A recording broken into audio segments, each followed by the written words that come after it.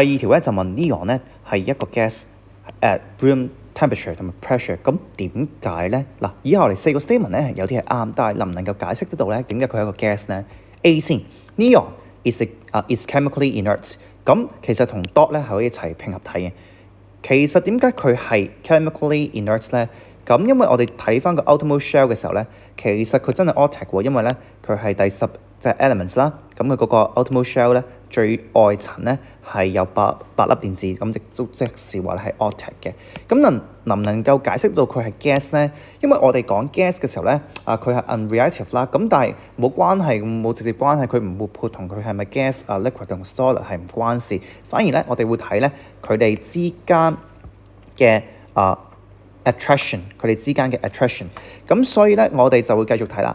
嗱，我哋望落去啦 ，B neon 嘅 molecule 咧係 monoatomic， 咁啱先講咗，因為佢係 autic 嘅時候，佢唔需要再 pair up 噶啦，佢自己一個人已經係好地地啦。咁所以咧佢真係 monoatomic 嘅，即係佢自己一個 neon 就得啦，就唔似平時嗰啲咩 oxygen 啊、O2 啊，因為咧佢係唔係 autic 啦，所以佢咧要兩個 oxygen atom 咧拼合啦 ，form double bond 啦，所以我哋就會叫 diatomic 啦。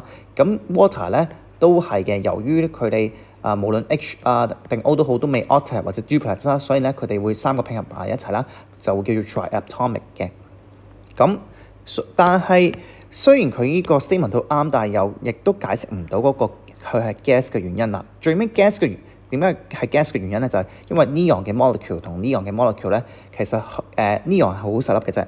咁我哋嘅 molecule 之間嘅 attraction 咧，就只係van der Waals forces， 亦都係比較弱嘅，因為佢個 molecule size 咧係比較細嘅。咁所以咧，而家由於嗰個 attraction 係咁弱嘅時候咧，你去 boil 佢哋都好易嘅，即係 boil 佢就係將啲 particle 咧拉開佢啦。即使話 break 咗呢個嘅 attraction， 其實都好易嘅，因為你都係好弱嘅 attraction， 我哋唔需要太多 energy 去 break 佢嘅。咁所以咧，而家佢真係由於嗰個 attractive force between 嗰個 neon atom 或者 molecule 啦，其實一樣意思，今次係 monoatomic 嘅molecule 啦。